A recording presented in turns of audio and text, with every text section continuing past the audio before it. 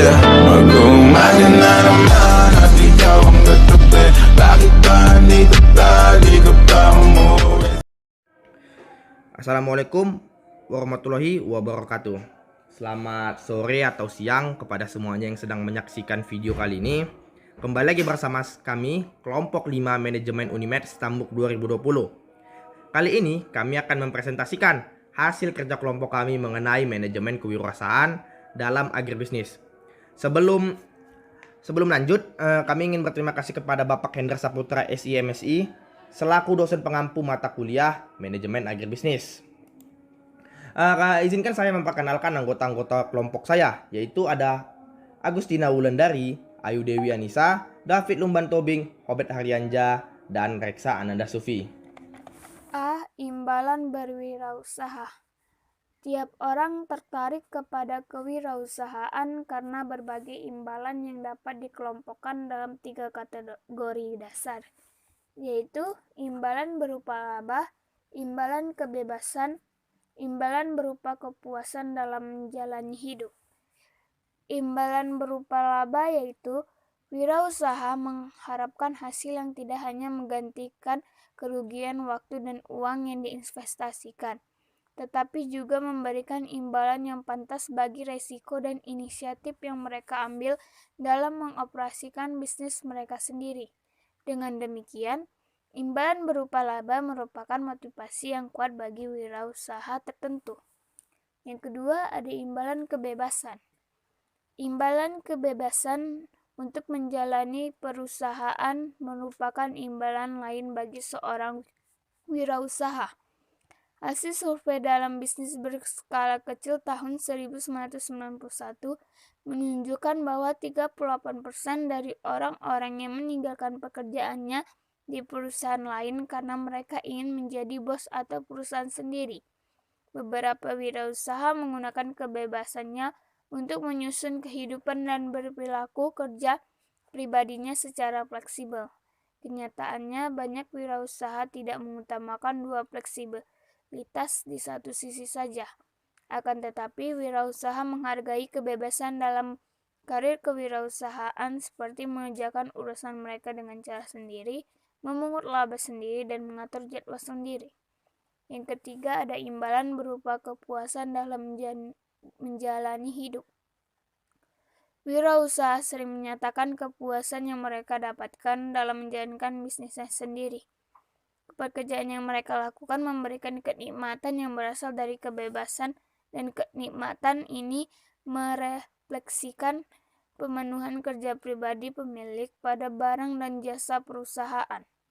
Banyak perusahaan yang dikelola oleh wirausaha tumbuh memadai besar, akan tetapi ada juga yang relatif tetap berskala kecil. Selanjutnya ada B. Tantangan berwirausaha. Yang ke-1, tidak mampu melihat potensi masalah yang meningkat. Yang kedua ada menyalahartikan aktivitas sebagai progres.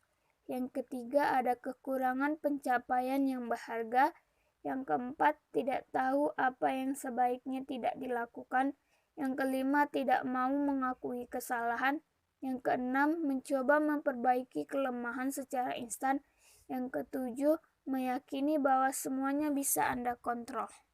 Selanjutnya kita akan membahas langkah-langkah memulai usaha. Yang pertama itu lakukan riset.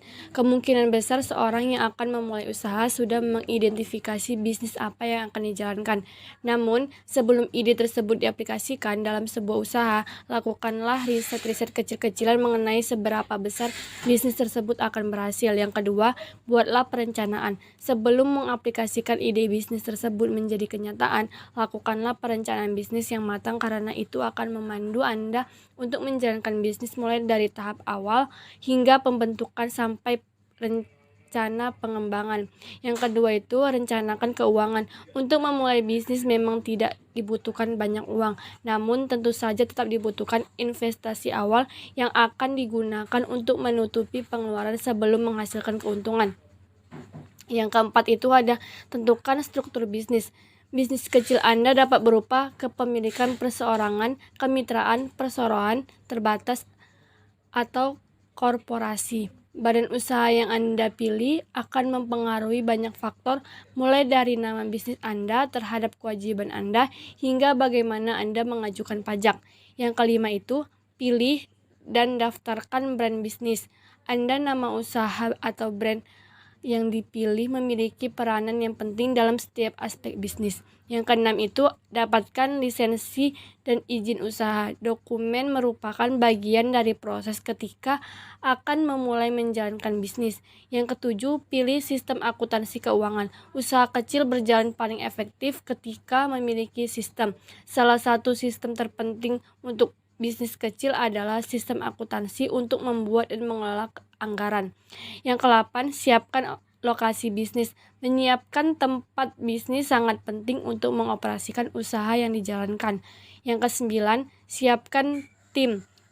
Anda jika akan memperkerjakan karyawan, sekaranglah saatnya untuk memulai proses rekrutmen. Yang terakhir, promosikan bisnis kecil. Anda setelah bisnis berjalan dan Anda harus memulai menarik klien dan pelanggan. Selanjutnya kita memasuki studi kasus, yang dimana kami mengambil studi kasus tentang perilaku kewirausahaan petani mangga dalam sistem agribisnis di Kabupaten Majalengka, Provinsi Jawa Barat.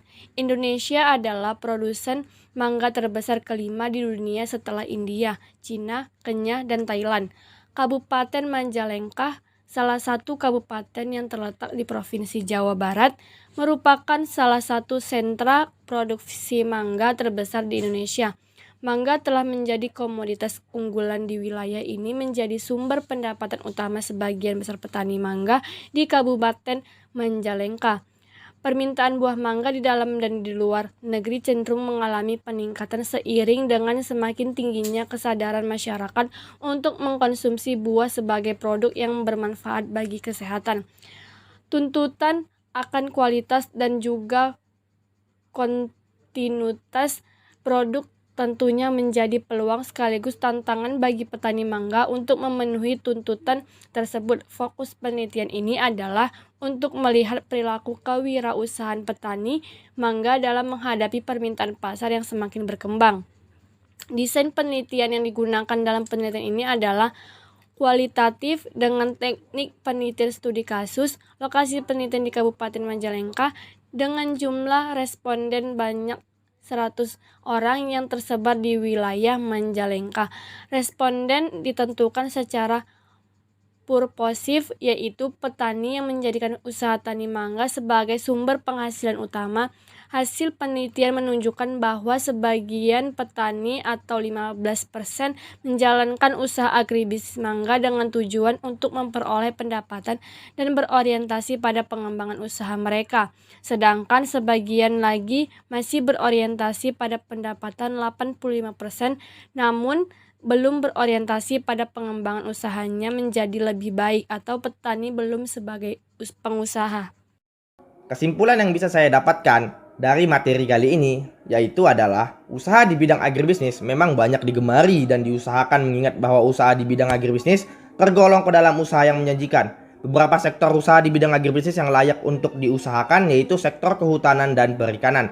Banyak usaha-usaha yang dapat diusahakan ke bidang kehutanan dan perikanan, dan banyak sekali potensi usaha baik di bidang kehutanan dan perikanan yang dapat diusahakan. Usaha di bidang kehutanan sangat berpotensi untuk diusahakan, mengingat bahwa Indonesia memiliki banyak hutan dan merupakan salah satu paru-paru dunia.